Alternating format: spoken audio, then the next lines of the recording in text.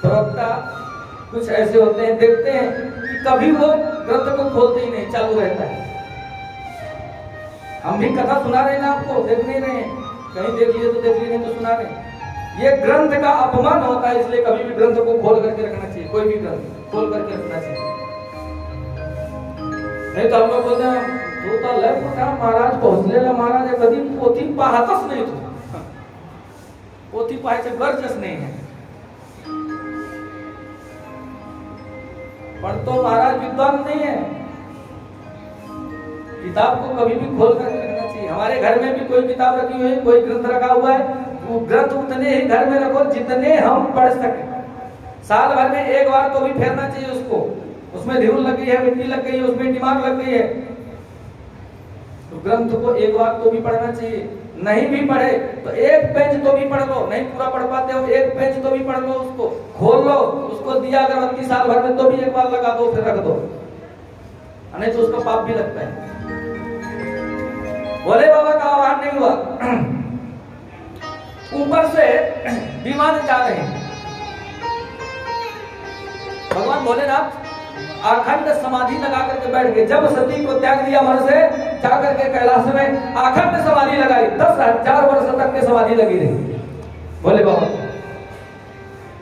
और सती बैठी, सती को कहां बैठाते थे? अपने पास में। पहले भोले बाबा कहां बैठाते थे?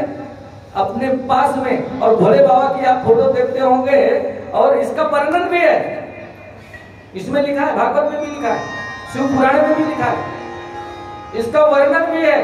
भोले बाबा ने अपने गोद में भी माता को बैठाया है। एक तरफ आप देखे उठते होंगे फोटो में, एक तरफ गणेश जी है, एक तरफ माता जी बैठी हुई है, कहीं कहीं में। तो पहले भोले बाबा कहां बैठाते थे? अपने पास में। लेकिन जिस दिन सीता का भेष धारण किया सती ने, उस दिन से भगवान ने दूर आसन दे दिया, ये आसन ले लो, बैठ जाओ। जाहि निकारोगे से कस न भेद कह दे।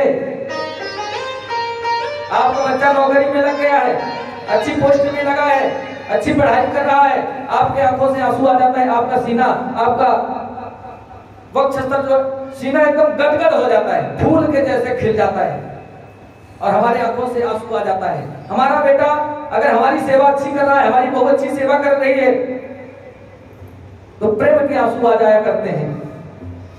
सामने वाला जब देखता है तो यह समझ जाता है, आपको बताने की आवश्यकता नहीं, वह यह समझ जाता है कि इसको बड़ा सुख है। मत बताओ, सामने वाला समझ जाएगा कि इसको सुख है, ये सुख के आंसू हैं। और बेटा जब माता पिता को दंड देता है, अपमानित करता है, कोई कष्ट होता है, शरीर में कोई रोग लग गया है, तो हमारे आंखों से आंसू आता है, वह आंसू अपने आप बता देता है कि इसको कष्ट है। बताता है कि नहीं बताता है? सही बोलना, सही बोलो, बताता है कि नहीं बताता? बोला करो जोर से, कोई यहाँ पर बोलने वाला नहीं है आपको, जोर से बोल दिया करो। होता है कि नहीं होता है? कष्ट के आंसू अलग होते हैं, सुख के आंसू अलग होते हैं, दुख के आंसू अलग होते हैं। तो जब सती को भोले बाबा ने दूर बैठा दिया, हरदम पास में बैठाते थे, दूर बैठा दिया, बैठो ले लो आसन, सती के मन में तो आ गया, भोले बाबा ने मेरा त्याग कर दिया। 10,000 तक अखंड समाधि लगा करके बैठे हैं। 10,000 वर्ष के बाद में भोले बाबा की समाधि खुली, नेत्र खोले, और उसी समय में एक घटना ऐसी घटती है, ऐसा दृश्य देखने को मिलता है कि ऊपर से आकाश मंडल से सभी देवता अपनी पत्नियों के साथ में सज धज करके जा रहे हैं, गाते बजाते हुए। सती ने पूछा, ये कहां जा रहे हैं सब लोग? भोले बाबा ने कहा, तुम्हारे पिताजी के यहाँ पर यज्ञ है, सब उसी में जा रहे हैं, सब निमंत्रण में। हमारे पिताजी के यहाँ पर यज्ञ, और हमको ही पता नहीं, हमको ही पता नहीं, हमें भी जाना है।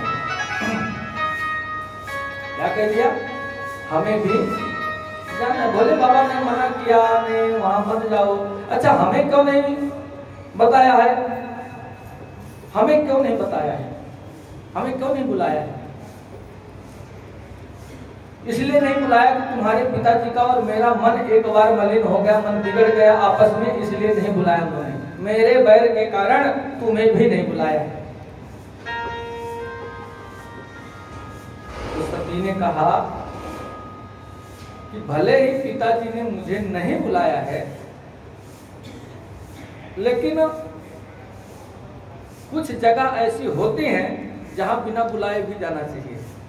आपके यहाँ पर शादी है, ब्याह है, कोई शुभ कार्य हो रहा है, किसी कारणवश आप अपने जो नजदीक है, नजदीक वालों को, अपने परिवार में से किसी व्यक्ति को, अपने भाई को, अपनी बहन को किसी कारणवश भूल गए, नहीं बुला पाए। अब जब नहीं बुलाए तो आएगा नहीं आएगा। फिर जब कभी मुलाकात होती है तो फिर वो कहता है, अरे तुझ्या इथे लग्न होता, पोराचं लग्न नाही करून टाकले, पोरीचं लग्न झालं तर सांगितलंही नाही, एक पत्रिका नाही पाठवली, एक फोन नाही, काही नाही। मग आपण काय म्हणतो, तुले काला द्या लागते पत्रिका, तुले काला फोन करा लागते, तुझा आपलाच माणूस आहे, तू याला नाही पाहिजे होता काय?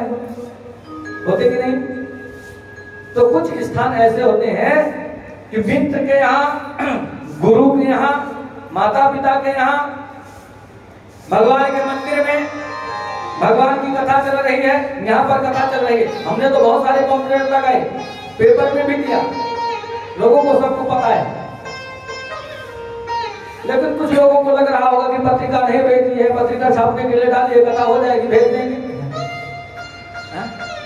कथा की समाप्ति के बाद में पत्रिका भेज देंगे, आ जाना भाई, जिसको आना होगा। नहीं तो समय 21 तारीख तक के, 21 तारीख के अंदर इसको, इस गंगा में गोता लगा लो, नहा लो। ये गंगा बह रही है, ज्ञान की गंगा बह रही है, इसमें गोता लगा लो। तो किसी मंदिर में जाना है, गुरु के पास में जाना है, माता पिता के यहाँ जाना है, अपने मित्र के यहाँ जाना है, कथा चल रही है, भागवत चल रही है, वहां पर कोई पत्रिका की हमें आवश्यकता नहीं पड़ना चाहिए, वहां पर हम स्वयं जा सकते हैं। लेकिन कब? जब तक के कोई विरोध हमारा ना हो, कोई बातचीत ना हो गई हो, कोई झगड़ा ना हो गया हो। अगर झगड़ा हो गया है तो फिर जाने में भी हमें हमारा अनिष्ट होता है। तो अब सती महारानी कह रही है कि हमारे पिताजी के यहाँ पर यज्ञ है और आप हमें आज्ञा दीजिए, हम भी जाएंगे यज्ञ में। बोले बाबा ने बहुत मना दिया, वहां मत जाओ, वहां नुकसान होगा, क्यों जा रहे हो? सती ने एक भी नहीं मानी। क्या